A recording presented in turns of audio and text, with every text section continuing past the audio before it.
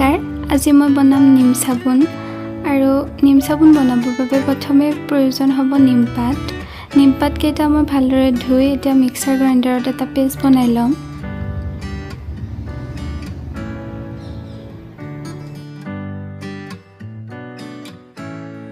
এয়া আমাৰ পেষ্টটো ৰেডি হৈ গ'ল আৰু এই পেষ্টটো বেছি মিহি কৰিব নালাগে।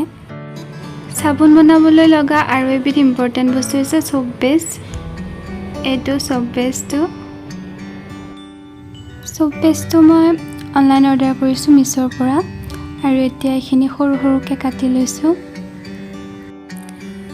এতিয়া কেৰাহী নাইবা এনেকুৱা বহল পাত্ৰত পানী অলপ গৰম হ'বলৈ দিব লাগিব।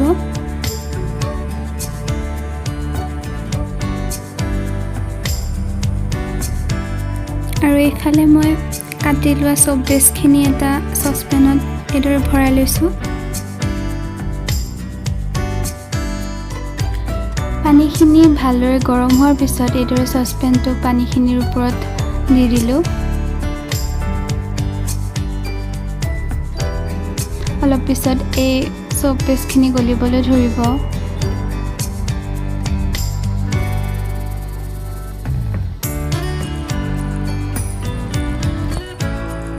এইদৰে অলপ লৰাই থাকিব লাগিব যাতে এইখিনি তলত লাগি নাযায়। এয়া লাহে লাহে গলিবলৈ ধৰিছে আৰু এইখিনি অলপ গলাৰ পিছত ইয়াতে নিমপাতৰ যিটো আমি পেষ্ট বনাই ৰাখিছিলোঁ এই পেষ্টটো ইয়াতে দি দিলোঁ।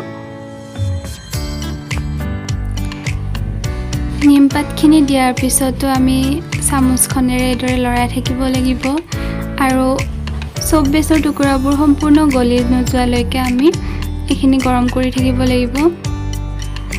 প্ৰায় 15 মিনিটমানৰ ভিতৰত এইখিনি হৈ যাব।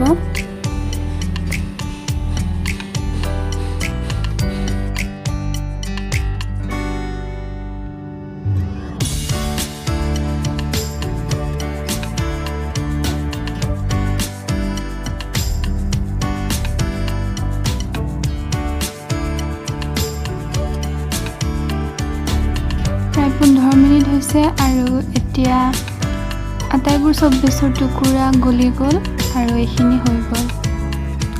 এতিয়া চ'প বেছ আৰু নিমপাতৰ যিখিনি মিক্সাৰ বনাই ল'লোঁ সেইখিনি এই কাপকেইটাত দি দিম আৰু এই কাপকেইটাত দিয়াৰ আগতে ভালদৰে আমি নাৰিকলৰ তেল অলপ লগাই ল'লোঁ যাতে টান হোৱাৰ পিছত চাবোনখিনি ধুনীয়াকৈ ওলাই আহে, লাগি নধৰে। এতিয়া আমি বনাই লোৱা বস্তুখিনি কাপকেইটাত দি দিলোঁ।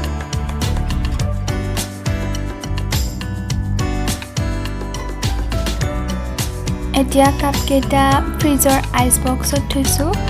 এইদৰে ফ্ৰিজত থ'লে 20 মিনিটমানৰ ভিতৰত এইখিনি চাবোনৰ দৰে টান হৈ পৰিব। বাহিৰত থ'লেও হ'ব, কিন্তু বাহিৰত থ'লে প্ৰায় 1 ঘণ্টামান লাগিব, সেইকাৰণে মই ফ্ৰিজতে থ'লোঁ।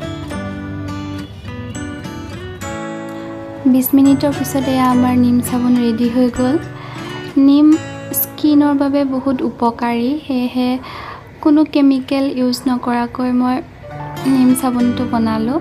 চ'প বেছখিনিত যি কেমিকেল আছিল তাৰ বাহিৰে মই গোন্ধৰ বাবেই হওক বা কালাৰৰ বাবেই হওক একো বেলেগ কেমিকেল ইউজ কৰা নাই। আপোনালোকেও এবাৰ বনাই চাব পাৰে এইদৰে।